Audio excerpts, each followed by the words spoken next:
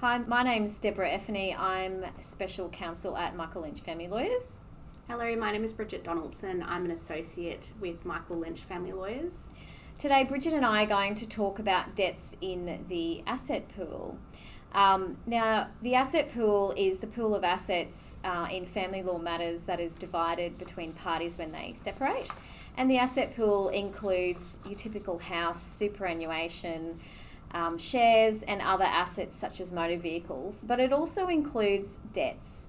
Now, these debts and the asset pool relates to both marriages and de facto matters, and the debts can relate to pre-separation debts incurred during the relationship as well as debts incurred post-separation.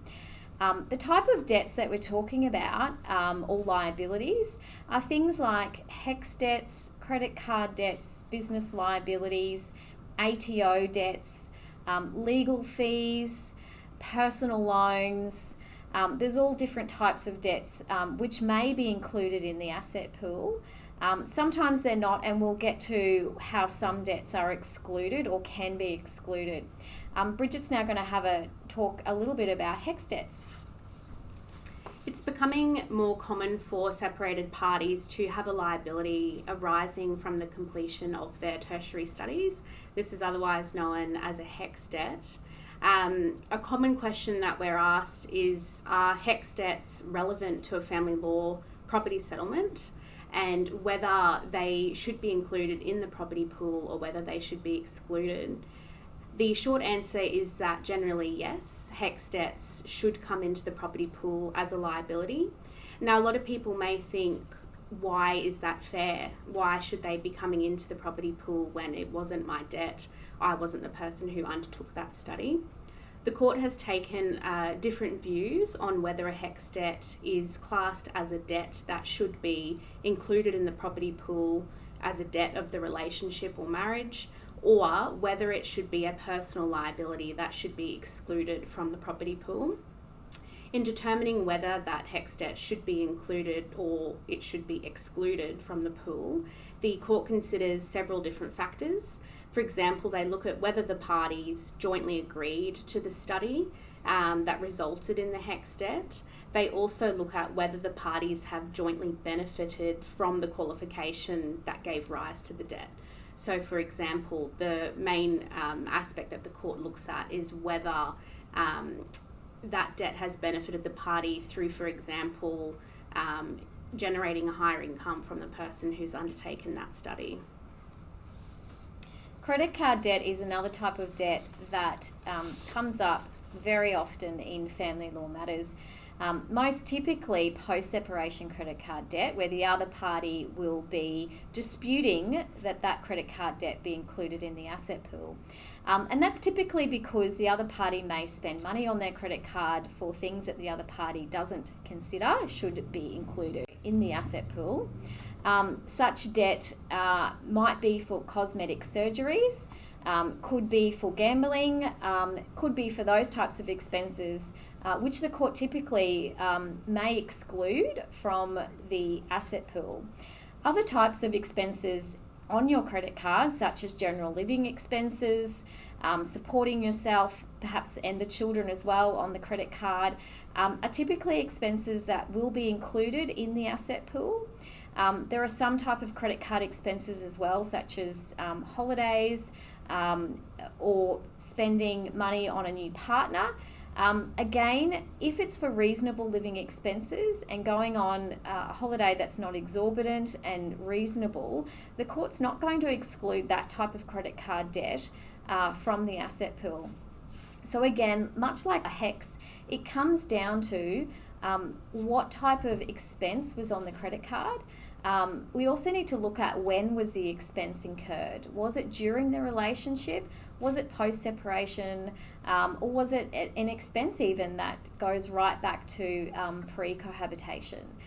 So that's typically credit card debt and how that's included. But there's also other types of debt, which we won't get into in much detail, but business debt as well, which again, the court will look at how was that business debt included and incurred?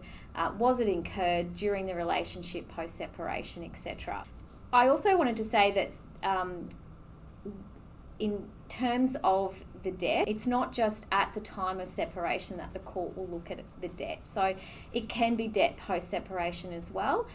It's not just debt incurred up until the time of separation.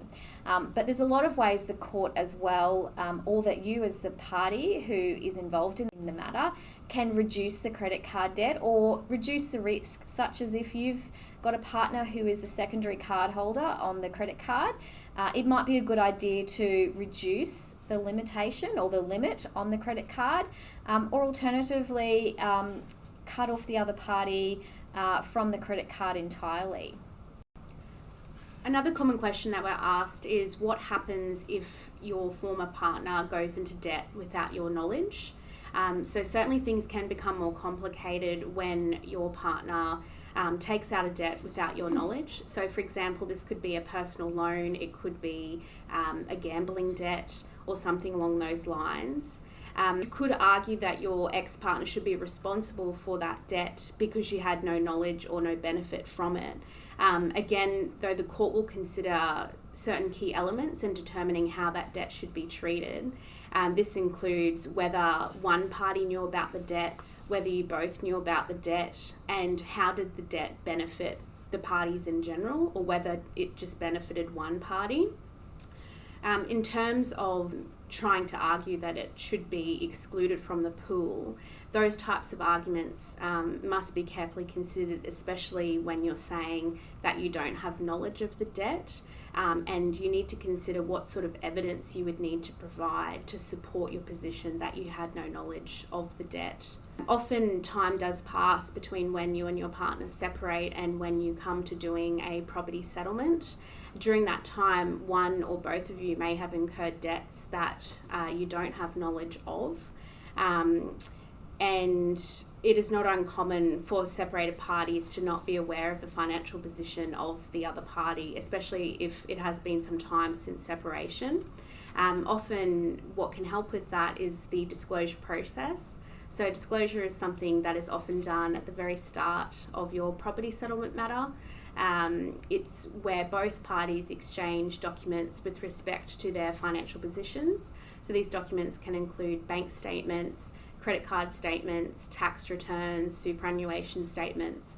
And the utility in the disclosure process is trying to understand what the property pool is and what is available for distribution, and also then looking at what debts either party may have.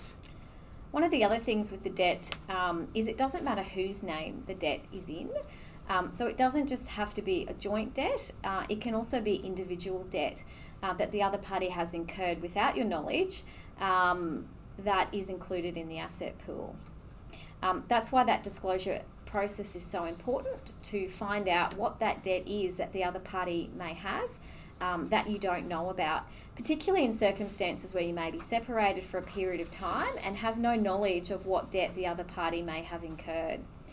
So really the key takeaways from today are it depends on whether the debt is included in the asset pool or not, and it's best to get a disclosure up front at the very beginning of the matter, so you know what that debt is, particularly how to tackle it in terms of whether you have a credit card and want to reduce the limit on the credit card, or whether you may be looking towards court proceedings to ensure that that debt it doesn't escalate.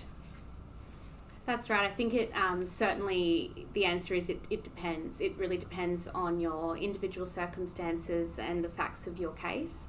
So certainly if you have any questions about how debt may be treated or property settlement matters in general, we always recommend that you seek advice from an experienced family lawyer. Thanks for listening today.